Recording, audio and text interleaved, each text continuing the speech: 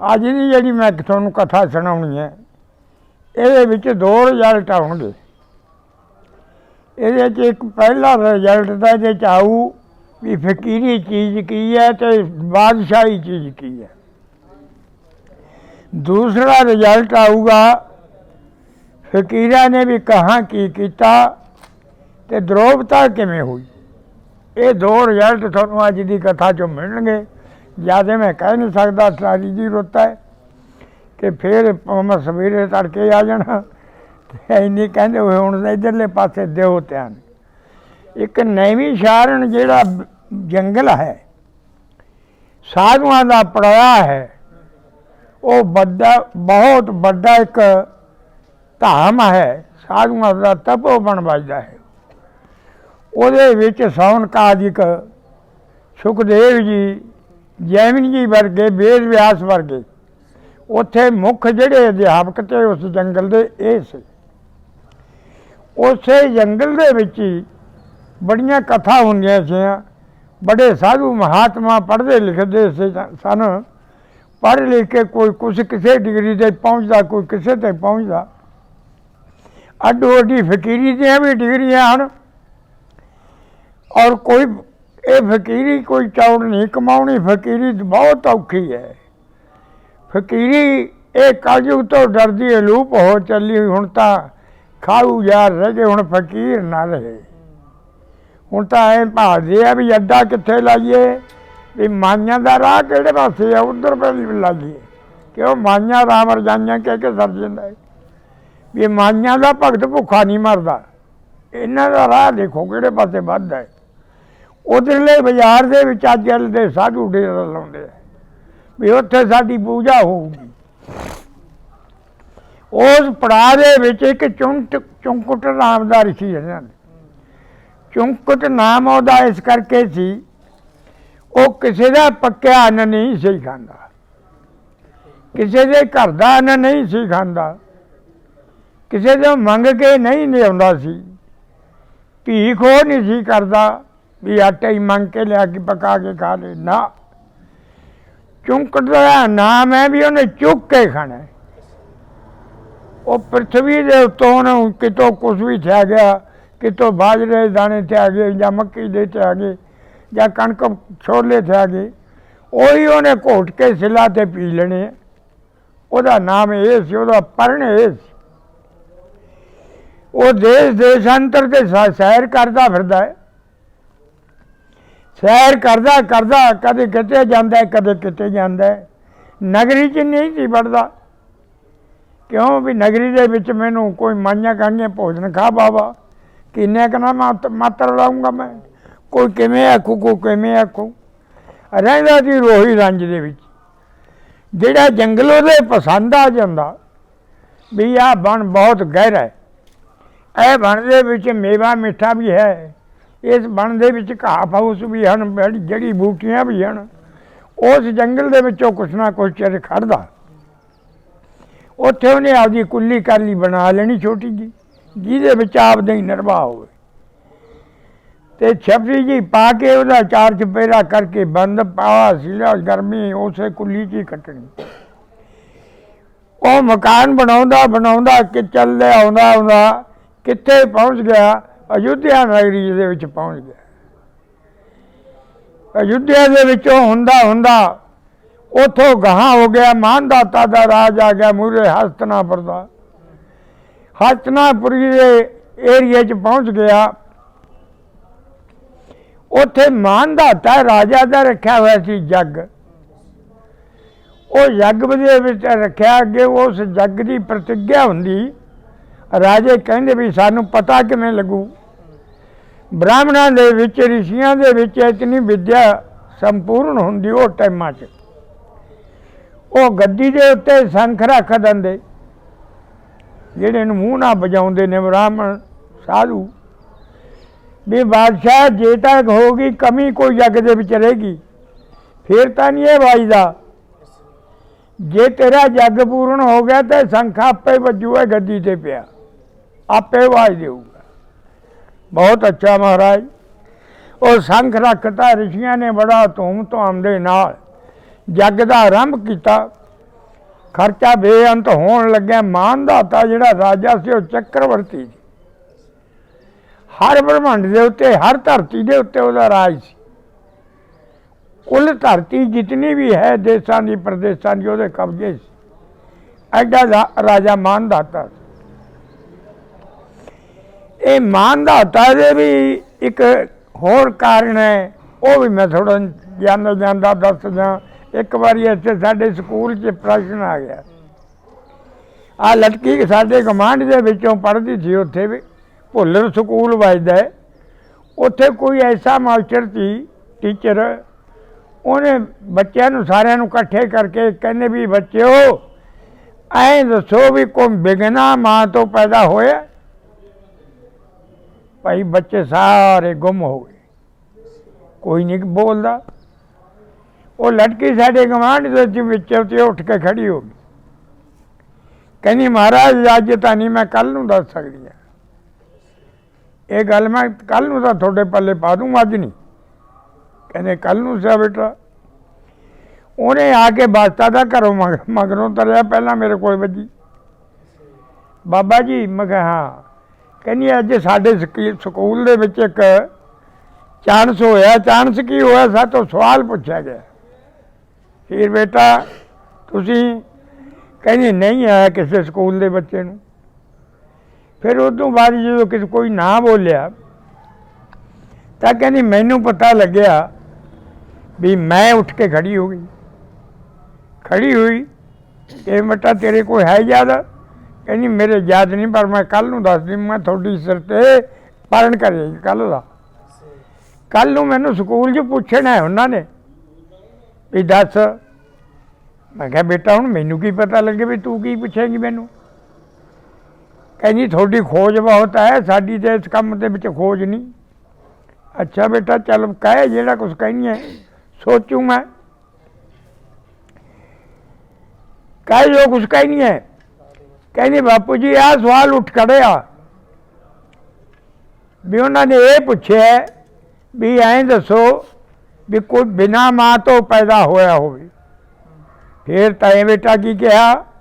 ਕਹਿੰਦੀ ਬਾਪੂ ਜੀ ਮੈਂ ਤਾਂ ਕੱਲ੍ਹ ਦਾ ਕੱਲ੍ਹ ਦਾ ਵਚਨ ਲਿਆ ਵੀ ਅੱਜ ਤਾਂ ਨਹੀਂ, ਕੱਲ੍ਹ ਨੂੰ ਮੈਂ ਦੱਸੂੰਗੀ। ਹੁਣ ਤੁਸੀਂ ਦੱਸੋ ਵੀ ਮਾਂ ਤੋਂ ਬਿਨਾਂ ਕੋਈ ਬੱਚਾ ਪੈਦਾ ਹੋਇਆ? ਮੈਂ ਕਿਹਾ ਬੇਟਾ ਹੋਇਆ। ਕਹਿੰਦੀ ਉਹ ਕੌਣ ਹੈ? ਮੈਂ ਕਿਹਾ ਉਹ ਮਾਨਦਾਤਾ ਰਾਜਾ। ਉਹ ਮਾਂ ਦੇ ਪੇਟੋਂ ਨਹੀਂ ਹੋਇਆ, ਉਹ ਪਿਓ ਦੇ ਪੇਟੋਂ ਹੋਇਆ।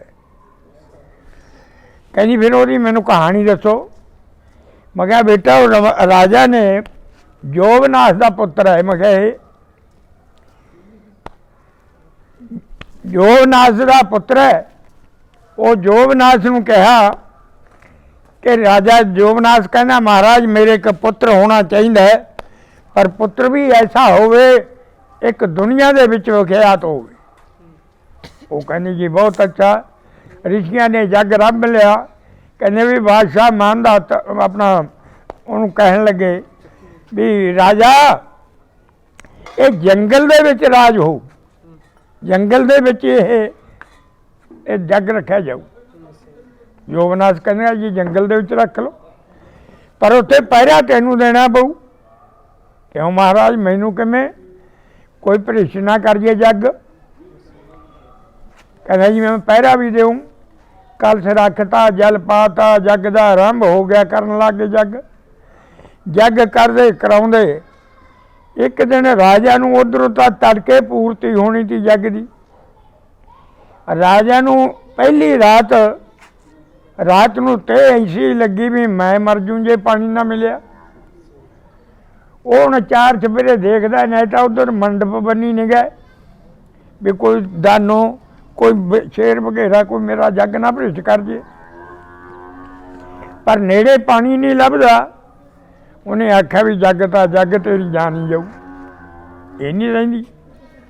ਉਹ ਜਿਹੜਾ ਕਲਸ਼ ਰੱਖਿਆ ਸੀ ਜਲ ਵਾਲਾ, ਜਿਹੜਾ ਜਲ ਉਹਨਾਂ ਨੇ ਰਿਸ਼ੀਆਂ ਨੇ ਰਾਣੀ ਨੂੰ ਪਿਲਾਉਣਾ ਸੀ, ਉਹ ਘੜਾ ਚੱਕ ਕੇ ਮੂੰਹ ਨੂੰ ਲਾ ਲਿਆ, ਸਾਰਾ ਹੀ ਪੀ ਗਿਆ। ਘੜਾ ਖਾਲੀ ਧਰਤਾ ਉੱਥੇ। ਤੜਕੇ ਨੂੰ ਰਿਸ਼ੀ ਦੇਵ ਆ ਗਏ। ਮੈਂ ਕਿਹਾ ਬੇਟਾ ऋषि आए, हाँ भी लिया रवि राजा ले कर पूजा कर करिए पूजा। लोटे उन्होंने कोले जलते, सारे ऋषि आके बैठ गए। वो कहने भी एक घड़े की पूजा करो, पहला कुंभ की, एक कुंभ की पूजा करो। कुंभ की पूजा, हाँ जो चक्या ढक्कन कुंभ तो खाली पे। कहने वो राजा तेनू कहा थी भी यदी राखी रखी, आ किथे ला गया बोलन, भाई हटाओ इनू।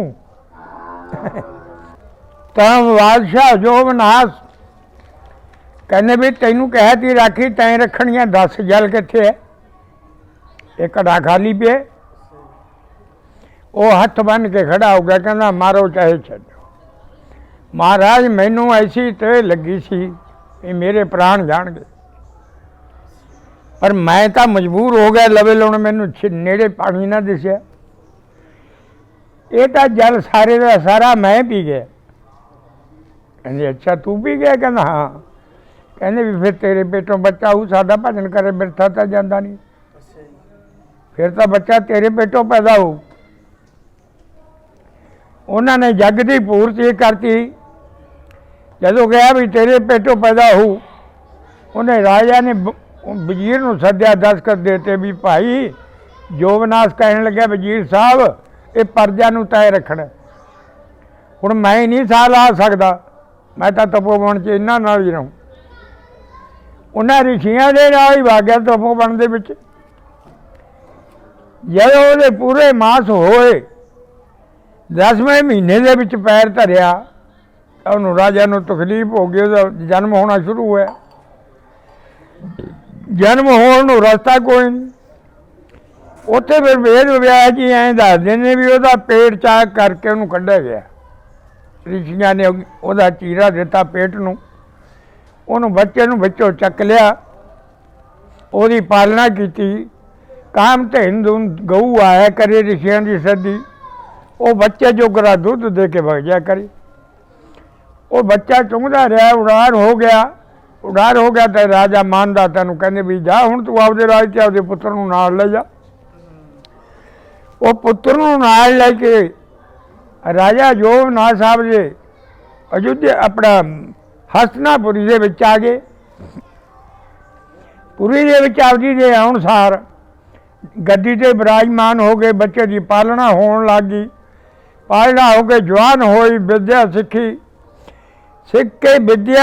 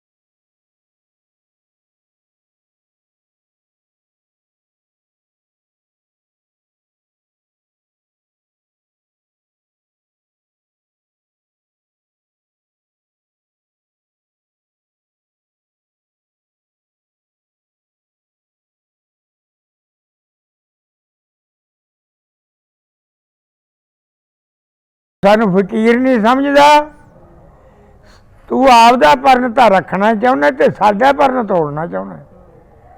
आ जा चल के युद्ध करन नूं तैयार पर तैयार हाँ, आ जा चढ़ाई करके। ये लिख के चिट्ठी तीर ना मारा तीर कटदा सफर च आ होया हाजर।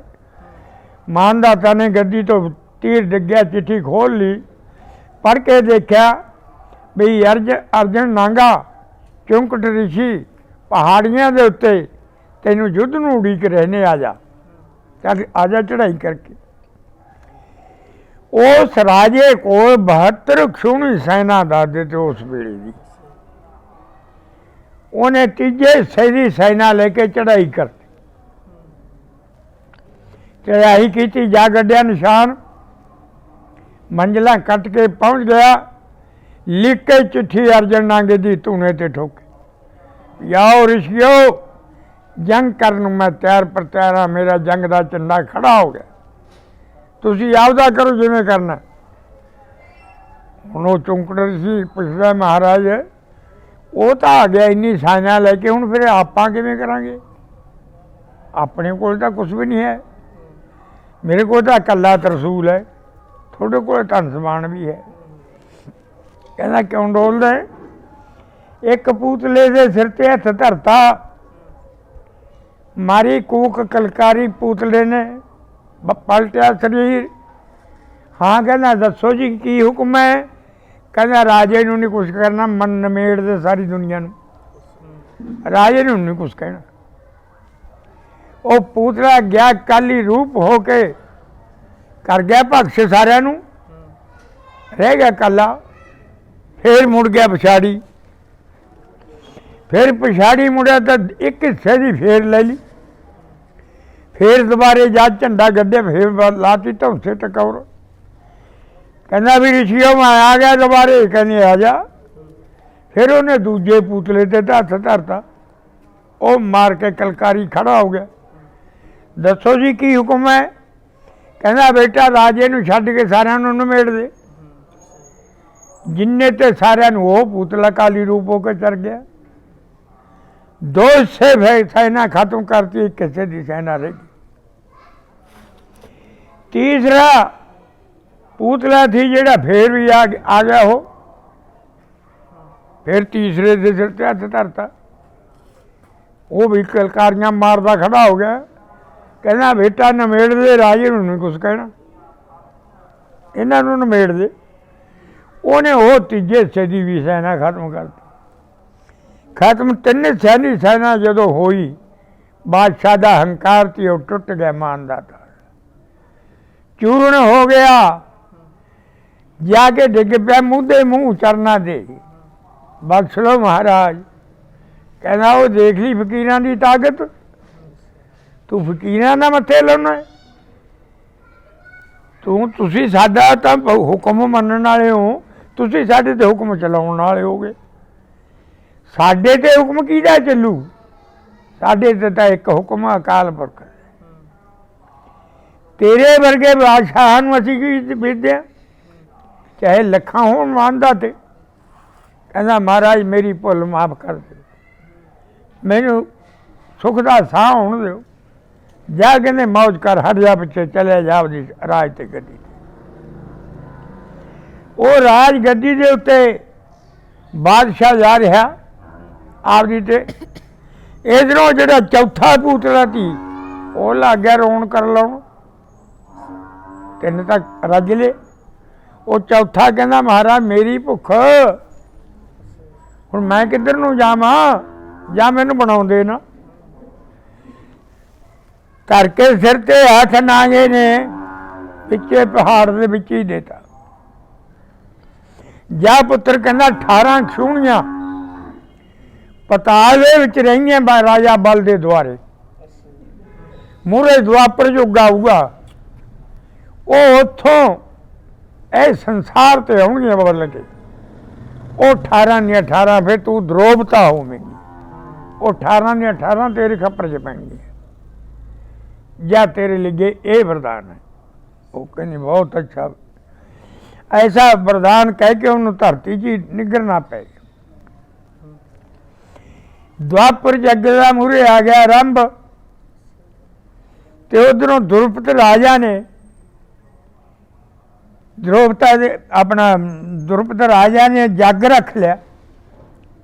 ਉਹਦੀ ਟੱਕਰ ਤੀ ਉਹਦੇ ਆਪਦੇ ਗੁਰ ਭਾਈ ਨਾਲ ਹੀ, ਦਰੋਣਾਚਾਰਜ ਨਾਲ, ਦੁਰਪਤ ਦੀ।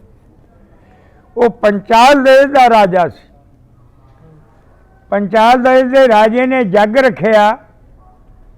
ਜੱਗ ਉਹਨੇ ਕਿਉਂ ਰੱਖਿਆ? ਕਹਿੰਦਾ ਵੀ ਮੇਰਾ ਅਪਮਾਨ ਕਰਾਤਾ ਮੇਰੇ ਗੁਰ ਭਾਈ। ਕਿਸੇ ਟਾਈਮ ਦੇ ਵਿੱਚ ਰਾਜੇ ਦ੍ਰੁਪਦ ਦੇ ਪਿਤਾ ਤੋਂ ਰਾਜ ਸ਼ਰੀਕਾ ਨੇ ਖੋਹ ਲਿਆ ਸੀ। ਦ੍ਰੁਪਦ ਤੇ ਦਰੋਣਾਚਾਰਜ ਇਕੱਠੇ ਪੜ੍ਹਦੇ ਥੇ, ਇਕੱਠੇ ਵਿਦਿਆ ਕਰਦੇ ਥੇ।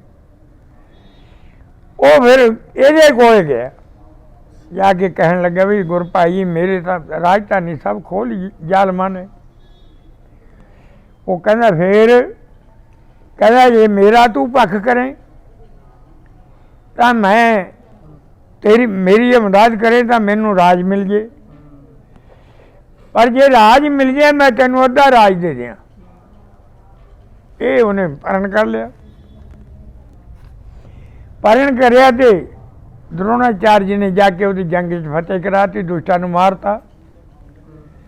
ਦੁਸ਼ਟਾਂ ਨੂੰ ਮਾਰ ਕੇ ਗੱਦੀ ਤੇ ਬਹਾਤਾ। ਦਰੋਣਾਚਾਰਜ ਜੀ ਬ੍ਰਹਮਚਾਰੀ ਥੇ, ਉਹ ਬਾਹਰ ਹੀ ਰਹਿੰਦੇ ਹੁੰਦੇ। ਦਰੋਣਾਚਾਰਜ ਜੀ ਦੇ ਇੱਕ ਪੁੱਤਰ ਹੋਇਆ ਅਸੁਸਤਾਮਾ। ਉਹ ਬੱਚਿਆਂ ਨਾਲ ਖੇਡਣ ਜਾਇਆ ਕਰੇ।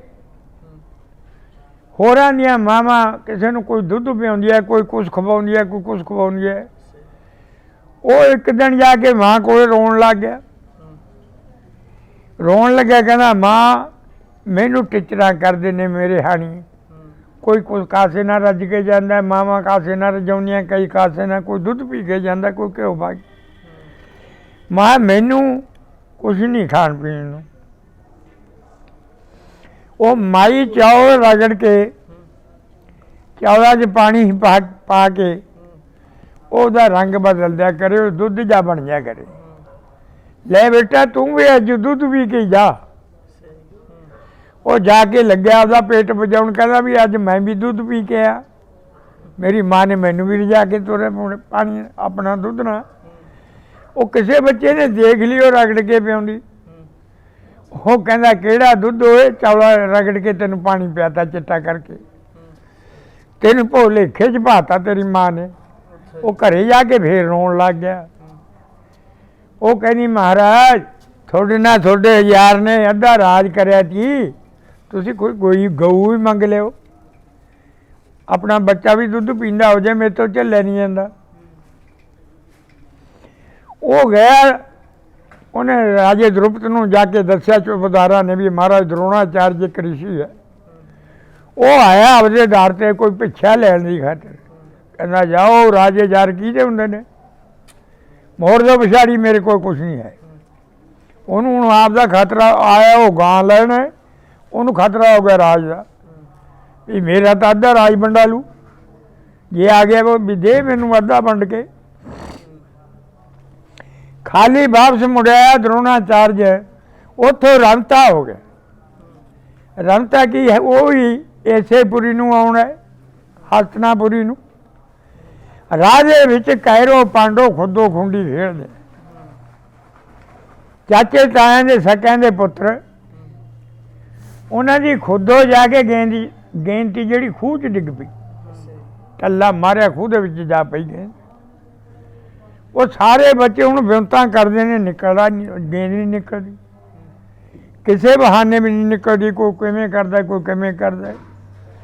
ਉਹ ਉਸ ਮੁੰਡੇ ਦੇ ਗਲ ਪਾਈ ਗਏ ਜਿਹਨੇ ਨੇ ਟੱਲਾ ਮਾਰਿਆ ਸੀ।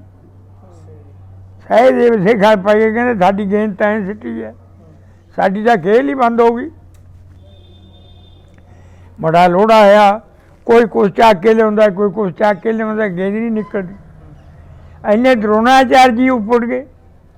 ਉਹ ਕਹਿੰਦੇ ਬੇਟਾ ਤੁਸੀਂ ਐਂ ਕੋਡੇ ਹੋ, ਦੇਖਦੇ ਹੋ ਕੀ ਗੱਲ ਹੈ? ਕਹਿੰਦੇ ਬਾਬਾ ਜੀ ਸਾਡੀ ਗੇਂਦ ਖੂਹ 'ਚ ਡਿੱਗ ਪਈ, ਨਿਕਲਦੀ ਨਹੀਂ ਸਾਥੋਂ। ਅੱਛਾ ਹਾਂ, ਆ ਲਿਆਓ। ਕਹਿੰਦਾ ਧਨ ਸਬਾਨ ਮੈਨੂੰ ਫੜਾਓ, ਤੁਹਾਡੀ ਗੇਂਦ ਕੱਢ ਦਿੰਦਾ ਮੈਂ। ਉਹਨਾਂ ਨੇ ਧਨ ਸਬਾਨ ਫੜਾ ਤੇ ਉਹਨੇ ਖਿੱਚਿਆ, ਡੋਰੀ ਚੜਾ ਕੇ ਡੋਰੀ ਮਾਰਿਆ, ਨਿਸ਼ਾਨਾ ਗੇਂਦ 'ਚ ਗੱਡਤਾ ਤੀਰ। ਦੂਜਾ ਚਲਾਇਆ, ਉਹ ਤੀਰ 'ਚ ਤੀਰ ਘਬੋਤਾ। ਤੀਜਾ ਚਲਾਇਆ, ਫਿਰ ਉਹਦੇ 'ਚ ਘਬੋਤਾ। ਲਾਸ ਬਣਾ ਕੇ ਗੇਂਦ ਕੱਢ ਕੇ ਬਾਹਰ ਫੜਾ ਦੀ, ਕਹਿੰਦਾ ਲਓ ਭਾਈ ਲੈ ਜਾਓ। ਉਹ ਹੈਰਾਨ ਪਰੇਸ਼ਾਨ ਵੀ ਹੈ, ਇਹੋ ਜਿਹਾ ਬਜ਼ੁਰਗ ਹੈ। ਉਹਨਾਂ ਨੇ ਜਾ ਕੇ ਹੌਸਲੇ 'ਚ ਭੱਜੇ ਗਏ, ਜਾ ਕੇ ਭੀਸ਼ਮ ਪਿਤਾਮਾ ਜੀ ਨੂੰ ਜਾ ਦੱਸਿਆ। ਅੱਗੇ ਭੀਸ਼ਮ ਪਿਤਾਮਾ ਜੀ ਦੇ ਦਿਲ 'ਚ ਸੀ ਵੀ ਕਿਤੇ ਦਰੋਣਾਚਾਰਯ ਜੀ ਦਾ ਪਤਾ ਲੱਗ ਜੇ, ਇਹਨਾਂ ਬੱਚਿਆਂ ਨੂੰ ਵਿੱਦਿਆ ਉਹ ਤੋਂ ਪੜਵਾਈਏ। ਉਹ ਜਦੋਂ ਪਤਾ ਲੱਗਿਆ, ਕਹਿੰਦੇ ਮਹਾਰਾਜ ਇੱਕ ਬੁੱਢਾ ਜਿਹਾ ਬ੍ਰਾਹਮਣ ਹੈ ਉੱਥੇ ਬੈਠਾ ਆਪਣਾ ਸੱਥ 'ਚ, ਪਰ ਸਾਡੀ ਗੇਂਦ ਐਂ ਕਰਕੇ ਉਹਨੇ ਐਂ ਕੱਢੀ। ਭੀਸ਼ਮ ਪਿਤਾਮਾ ਜੀ ਜਾਣ ਕੇ ਵੀ ਹੋ ਸਕਦਾ ਹੈ ਦਰੋਣਾਚਾਰਯ ਜੀ ਹੋਵੇ, ਉਹਦੇ ਬਿਨਾਂ ਇਹੋ ਜਿਹਾ ਕਰਤੱਵ ਕੌਣ ਕਰੂ। ਉਹ ਕਹਿੰਦਾ ਬੇਟੇ ਕਿੱਥੇ ਬੈਠੇ ਨੇ? ਕਹਿੰਦੇ ਉਹ ਕਲਰ 'ਚ ਬੈਠੇ ਨੇ, ਚਲੋ ਚੱਲੀਏ। ਭੀਸ਼ਮ ਪਿਤਾਮਾ ਜਾ ਕੇ ਚਰਣੀ ਹੱਥ ਲਾਇਆ, ਬ੍ਰਾਹਮਣ ਜਾਣ ਕੇ ਮੱਥਾ ਟੇਕਿਆ, ਨਮਸਕਾਰ ਕੀਤੀ। ਉਹਨਾਂ ਨੇ ਆਸ਼ੀਰਵਾਦ ਦਿੱਤਾ। ਕਹਿੰਦਾ ਮਹਾਰਾਜ ਦਰੋਣ ਜੀ ਕਿਰਪਾ ਕਰੋ, ਮਹਿਲਾਂ ਚੱਲੋ। 25 ਪਿੰਡ ਉਹਨੂੰ ਦਾਨ ਦਿੱਤੇ। ਆ ਤਾਂ ਤੈਨੂੰ ਦਾਨ ਦਿੱਤੇ 25, ਇਹਨਾਂ ਦਾ ਮਾਮਲਾ ਕਰਾਇਆ, ਵੰਡਾਈ ਜੋ ਕੁਛ ਤੇਰੀ। ਗਊਆਂ ਦੀ ਜਿਹੜੀ ਲੋੜ ਹੈ ਉਹ ਦੁੱਧੋਂ ਹਟ ਜੇ, ਬੰਨ ਜਾ ਕਰੀ, ਦੂਜੀ ਲੈ ਜਾ ਕੇ। ਪਰ ਇਹਨਾਂ ਬੱਚਿਆਂ ਨੂੰ ਵਿੱਦਿਆ ਦੇ ਵਿੱਚ ਉਹਨੇ ਪੁੰਨ ਕਰ ਦਿਓ, ਐਸ ਕਮੀ ਨਾ ਕਿਸੇ ਤਰ੍ਹਾਂ ਦੀ ਰਹਿ ਜੇ। ਐਸੇ ਵਿਦਵਾਨ ਬਣਾਓ ਜਿਹੜਾ ਸਾਡਾ ਸੰਸਾਰ 'ਚ ਨਾ ਰਹਿ ਜੇ, ਇਹ ਤੁਹਾਡੇ ਮੂਹਰੇ ਪ੍ਰਾਰਥਨਾ। ਕਹਿੰਦਾ ਅੱਛਾ, ਬਹੁਤ ਅੱਛਾ ਰਾਜਨ। ਭੀਸ਼ਮ ਪਿਤਾਮਾ ਜੀ ਰਹਿਣ ਲੱਗ ਗਏ, ਵਿੱਦਿਆ ਪੜ੍ਹਾਉਣ ਲੱਗ ਗਏ। ਤਾਂ ਵਿੱਦਿਆ ਪੜ੍ਹਾਉਂਦੇ ਸੋਚਦੇ ਆ ਵੀ ਮੇਰੇ ਬੱਚੇ ਨੂੰ ਕੋਈ ਟਾਈਮ ਮਿਲ ਜੇ, ਮੈਂ ਅਲੱਗ ਵਿੱਦਿਆ ਸਿਖਾ ਦੇਣ ਨੂੰ। ਉਹਨਾਂ ਨੇ ਅਲੱਗ ਕਰਨ ਦੀ ਵਿਉਂਤ ਬਣਾ ਲਈ। ਸਾਰਿਆਂ ਨੂੰ ਗਾਗਰਾਂ ਫੜਾ ਦਿਆ ਕਰੇ, ਜਿਨ੍ਹਾਂ ਨੂੰ ਆਪਾਂ ਝਾਰੀਆਂ ਕਹਿੰਦੇ। ਅੱਗੇ ਝਾਰੀ ਹੁੰਦੀ ਨਾ ਪੀੜੇ ਜੇ ਗਲ ਵਾਲੀ, ਵੀ ਇਹ ਭਾਈ ਗੰਗਾ ਤੋਂ ਭਰ ਕੇ ਲਿਆਉਣੀਆਂ। ਆਪਦੇ ਪੁੱਤ ਨੂੰ ਤਪਲਾ ਜਾ ਫੜਾਦਾ ਕਰੇ, ਕੋਈ ਖੁੱਲੇ ਮੂੰਹ ਵਾਲਾ, ਵੀ ਇਹ ਭਰ ਕੇ ਛੇਤੀ ਆ ਜੂ। ਵੀ ਇੱਕ ਦੂਜੇ ਨੇ ਭਰ ਕੇ ਖੜਨਾ ਨਹੀਂ ਉੱਥੇ, ਵੀ ਆਉਣਾ ਹੈ। ਅਰਜਨ ਨੇ ਇੱਕ ਦਿਨ ਦੇਖਿਆ, 2 ਦਿਨ ਦੇਖਿਆ। ਅਰਜਨ ਸੋਚਦਾ ਵੀ ਇਹ ਆਪਦੇ ਪੁੱਤ ਨੂੰ ਤਾਂ ਵੱਡਾ ਸਾਰਾ ਭਾਂਡਾ ਫੜਾ ਆਉਂਦਾ, ਸਾਨੂੰ ਆਹ ਪੀੜੇ ਜਗਾਲ ਵਾਲੀਆਂ ਫੜਾ ਆਉਂਦਾ, ਇਹ ਘੰਟਾ ਭਰਦੀਆਂ ਨਹੀਂ, ਉਹ ਪਹਿਲੇ ਹੀ ਆ ਜਾਂਦਾ ਹੈ। ਅਰਜਨ ਨੇ ਉਹ ਸਾਥ ਦਾ ਰੱਖ ਕੇ, ਨਾਲੇ ਤਾਂ ਕਹਿੰਦਾ ਗੁਰੂ ਦੀ ਆਸਾ ਨਾ ਟੁੱਟ ਜੇ, ਨਾਲੇ ਆਪਾਂ ਆਪਦਾ ਕੰਮ ਕਰ ਲੈ। ਫਿਰ ਉਹਨੇ ਕਰਿਆ, ਪਹਿਲਾਂ ਹੀ ਘੰਟਾ ਤੁਰ ਪਿਆ ਕਰੇ ਝਾਰੀ ਜਾ ਕੇ। ਜਦੋਂ ਨੂੰ ਉਹ ਜਾਇਆ ਕਰਨ ਝਾਰੀਆਂ ਭਰਨ, ਉਦੋਂ ਨੂੰ ਉਹ ਭਰ ਲਿਆ ਕਰੇ ਆਪਦੀ ਝਾਰੀ ਭਰ ਕੇ, ਉਹ ਸਾਰਿਆਂ ਨੂੰ ਪਹਿਲਾਂ ਹੀ ਆ ਜਾ ਕਰੇ। ਅਰਜਨ ਇਤਨਾ ਵੱਡਾ ਸ਼ੈਤਾਨ। ਫਿਰ ਇੱਕ ਦਿਨ ਵਿੱਦਿਆ ਸੁਣਾਉਂਦੇ ਨੇ, ਉਹਨੇ ਕਿਹਾ ਕਿ ਵੀ ਮੈਂ ਹੁਣ, ਭੀਸ਼ਮ ਕਹਿੰਦੇ ਜੀ ਕਾਬਲਤਾ, ਕਹਿੰਦਾ ਦੇਖਣੀਆਂ ਬੱਚਿਆਂ ਦੀ ਕਾਬਲਤਾ। ਕਹਿੰਦਾ ਹਾਂ, ਚਲੋ ਵੀ ਅੱਜ ਦਿਖਾਉਂਦੇ ਆ ਫਿਰ ਕਾਬਲਤਾ।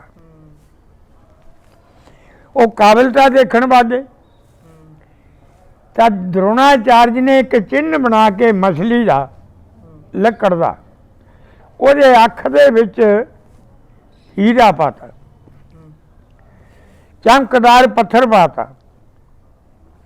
ਉਹ ਵਿੱਦਿਆ ਦਿਖਾਉਣ ਲੱਗੇ ਸਾਰੇ, ਕਿਸੇ ਨੇ ਭੱਲੇ ਦੀ ਵਿੱਦਿਆ ਦਿਖਾਈ, ਕਿਸੇ ਨੇ ਗਧਾ ਦੀ ਵਿੱਦਿਆ ਦਿਖਾਈ, ਕਿਸੇ। ਜਦੋਂ ਵਿੱਦਿਆ ਦਿਖਾਉਣ ਲੱਗੇ, ਦੁਰਯੋਧਨ ਨੂੰ ਸੱਦਿਆ। ਦੁਰਯੋਧਨ ਨੂੰ ਸੱਦ ਕੇ ਕਹਿਣ ਲੱਗਿਆ ਦਰੋਣਾਚਾਰਜ, ਕਹਿੰਦਾ ਬੇਟਾ ਸਾਹਮਣੇ ਕੀ ਦਿਸਦਾ ਤੈਨੂੰ? ਕਹਿੰਦਾ ਜੀ ਦਰਖਤ। ਹੋਰ? ਕਹਿੰਦਾ ਬਸ। ਅਸੀਂ ਤੈਨੂੰ ਦਿਸਦੇ ਹਾਂ? ਕਹਿੰਦਾ ਹਾਂ ਸਾਰੇ ਦਿਸਦੇ ਹੋ। ਅੱਛਾ ਹਾਂ, ਹੜ ਪਿੱਛੇ ਹਟ ਜਾ। ਧਰਮ ਪੁੱਤਰ ਨੂੰ ਸੱਦ ਲਿਆ, ਆ ਜਾ ਬਈ, ਤੂੰ ਦੱਸ ਮੂਹਰੇ ਦੱਸ ਕੀ ਹੈ? ਕਹਿੰਦਾ ਦਰਖਤ, ਬ੍ਰਿਕਸ਼ ਹੈ। ਇਹ ਹੋਰ ਕੁਛ? ਕਹਿੰਦਾ ਹੋਰ ਕੁਛ ਨਹੀਂ ਜੀ, ਅਸੀਂ ਤੈਨੂੰ ਦੀਨੇ ਆ। ਕਹਿੰਦਾ ਦੇ ਤਾਂ ਹੁਣੇ ਆਵਾਜ਼ ਸੁਣਦੀ ਹੈ। ਉਹ ਝਾਕੀ ਗਿਆ ਉਸੇ ਬ੍ਰਿਕਸ਼ ਕੰਨੀ। ਕਹਿੰਦਾ ਹਟ ਜਾ ਪਿੱਛੇ। ਸਾਰਿਆਂ ਨੂੰ ਕੱਢੀ ਗਿਆ। ਕੱਢਦਾ ਕਢਾਉਂਦਾ ਅਖੀਰੀ ਆ ਗਈ ਅਰਜਨ ਦੀ ਗੱਲ। ਅਰਜਨ ਖੜਾ ਵ੍ਰਿਕਸ਼ ਦੇ ਟਿਕੀ ਲਾਈ, ਉਹ ਦੇਖਿਆ ਹੀ ਜਾਂਦਾ, ਪੱਤਾ ਪੱਤਾ ਨਿਗਾਹ ਸੀ ਕੱਢਤਾ ਅਰਜਨ ਨੇ। ਅਰਜਨ ਹਾਂ ਮੂਹਰੇ ਕੀ ਹੈ? ਕਹਿੰਦਾ ਵ੍ਰਿਕਸ਼। ਹੋਰ ਕਹਿੰਦਾ ਇੱਕ ਉਹ 'ਚ ਮਛਲੀ ਦਾ ਚਿੰਨ੍ਹ ਹੈ, ਉਹਦੇ ਚਮਕਦਾਰ ਪੱਥਰ ਹੈ ਅੱਖ ਦੇ ਵਿੱਚ। ਫਿਰ ਹੋਰ ਕਹਿੰਦਾ ਕੁਛ ਨਹੀਂ ਦਿਸ ਰਿਹਾ, ਅਸੀਂ ਨਹੀਂ ਦਿਸਦੇ। ਕਹਿੰਦਾ ਨਾ। ਫਿਰ ਵ੍ਰਿਕਸ਼ ਕਹਿੰਦਾ ਹੁਣ ਵ੍ਰਿਕਸ਼ ਵੀ ਨਹੀਂ ਦਿੰਦਾ, ਉਹ ਅੱਖੀ ਦੀ ਨਹੀਂ ਹੈ ਇਕੱਲੀ। ਫਿਰ ਕਹਿੰਦੇ ਮਾਰ ਤੀਰ, ਜਾਂ ਮਾਰਾ ਤੀਰ ਲਾ ਕੇ ਮਛਲੀ ਥੱਲੇ ਛੱਡ। ਕਿਉਂ? ਕਹਿੰਦੇ ਭੀਸ਼ਮ ਪਿਤਾਮਾ ਜੀ ਦੇਖ ਕੇ ਚਕਿਤ ਹੋ ਗਿਆ। ਭੀਸ਼ਮ ਕਹਿੰਦਾ ਪਿਤਾਮਾ ਜੀ ਕਹਿਣ ਲੱਗੇ ਸ਼ਾਬਾਸ਼ ਮਹਾਰਾਜ, ਥੋੜਾ ਉਸਤਾਦੀ ਸਿੱਖੀ ਦੀ। ਉੱਥੋਂ ਦਾ ਨਾਂ ਧਨਸ ਧਾਰੀ ਧਰਤਾ ਗੁਰੂ ਨੇ, ਅਰਜਨ ਤੋਂ ਨਾਂ ਧਨਸ ਧਾਰੀ ਧਰਤਾ। ਬਹੁਤ ਖੁਸ਼ ਹੋਏ ਲੋਕ। ਉਹ ਕਹਿੰਦੇ ਵੀ ਹੁਣ ਭਾਈ ਗੁਰਗੱਦੀ ਦੀ ਦਕਸ਼ਨਾ ਦਿਓ। ਉਹ ਭੇਟਾ ਜਦੋਂ ਲੈ ਕੇ ਸਾਰੇ ਗਏ, ਦਰੋਣਾਚਾਰਜ ਨੇ ਸਿਰ ਮਾਰਤਾ। ਕਹਿੰਦਾ ਵੀ ਕਿਉਂ? ਭੀਸ਼ਮ ਜੀ ਕਹਿੰਦੇ ਬਈ ਗੁਰੂ ਪੂਜਾ ਲੈ, ਹੁਣ ਇਹ ਆਪਾਂ ਆਪਦੇ ਕੰਮਾਂ 'ਚ ਨਿਪੁੰਨ ਨੇ, ਤੁਸੀਂ ਆਪਣੀ ਪੂਜਾ ਲਓ। ਕਹਿੰਦਾ ਨਹੀਂ, ਮੇਰੀ ਪੂਜਾ ਤਾਂ ਫਿਰ ਇਹ ਹੈ, ਜੇ ਮੇਰੀ ਪੂਜਾ ਗੁਰਦਕਸ਼ਨਾ ਮੈਂ ਤਾਂ ਮੂੰਹੋਂ ਮੰਗਵੀਂ ਲਊਂ। ਉਹ ਕਹਿੰਦੇ ਮੂੰਹੋਂ ਮੰਗਵੀਂ ਲੈ ਲੈ। ਜਾਓ ਦੁਰਯੋਧਨ ਰਾਜਾ ਦੁਰਪਤ ਨੂੰ ਫੜ ਕੇ ਕੈਦ ਕਰਕੇ ਲਿਆ ਕੇ ਮੇਰੇ ਪੈਰਾਂ ਤੇ ਸਿੱਟ ਦਿਓ, ਮੇਰੀ ਗੁਰਗੱਦੀ ਦੀ ਦਕਸ਼ਨਾ ਇਹ ਹੈ। ਪਾਂਡੋ ਲੋਕ ਕੈਰੋ ਹੋ ਗਏ ਤਿਆਰ, ਸਾਰੇ ਤਿਆਰੇ ਹੋਏ ਤੇ ਯੁੱਧ ਲਾ ਲੈ ਜਾ ਕੇ ਦੁਰਪਤ ਨਾਲ। ਯੁੱਧ ਲਾਇਆ ਦੁਰਪਤ ਨਾਲ, ਦੁਰਪਤ ਨੇ ਸਾਰਿਆਂ ਦੇ ਨੱਕ ਮੋੜ ਤੇ, ਕੋਈ ਬਰਾਬਰ ਨਹੀਂ ਆਉਂਦਾ। ਆ ਗਏ ਢਿੱਲੇ ਹੋ ਗਏ। ਕਿਉਂ? ਕਹਿੰਦੇ ਭਾਈ ਉਹ ਤਾਂ ਬੜਾ ਤਕੜਾ ਨਹੀਂ ਲੋਟ ਆਉਂਦਾ। ਅਰਜਨ ਨੂੰ ਕਹਿੰਦੇ ਮਹਾਰਾਜ ਤੁਸੀਂ ਨਹੀਂ, ਕਹਿੰਦੇ ਅਰਜਨ ਤੁਸੀਂ ਨਹੀਂ ਗਏ।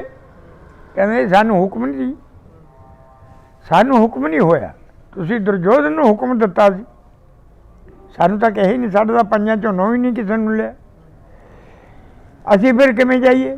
ਕਹਿੰਦਾ ਫਿਰ ਹੁਣ ਤੁਹਾਨੂੰ ਹੁਕਮ ਹੈ। ਕਹਿੰਦਾ ਲਓ ਜੇ ਸਾਨੂੰ ਹੁਕਮ ਹੈ। ਹੋ ਗਏ ਤਿਆਰ।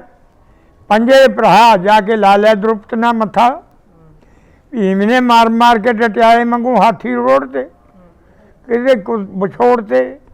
ਅਰਜਨ ਨੇ ਮਾਰ ਕੇ ਤੀਰ ਰਥ ਦੇ ਵਿੱਚ ਹੀ ਬੰਨ੍ਹਤਾ ਦ੍ਰੁਪਦ ਰਾਜੇ ਨੂੰ, ਕਰਕੇ ਕੈਦੀ ਲਿਆ ਕੇ ਦ੍ਰੁਪਦ ਦੇ ਪੈਰਾਂ ਤੇ ਸਿੱਟਦਾ। ਪੈਰਾਂ ਤੇ ਸਿੱਟਿਆ ਦ੍ਰੁਪਦ ਦੇ। ਦ੍ਰੁਪਦ ਰਾਜੇ ਨੂੰ ਕਹਿੰਦਾ ਕਿਉਂ ਬਈ ਤੂੰ ਕਹਿੰਦਾ ਤੀ ਤੇਰੇ ਵਰਗੇ ਨੰਗ ਬਾਹਮਣਾਂ ਨੂੰ ਰਾਜ ਪਾ ਦੇ।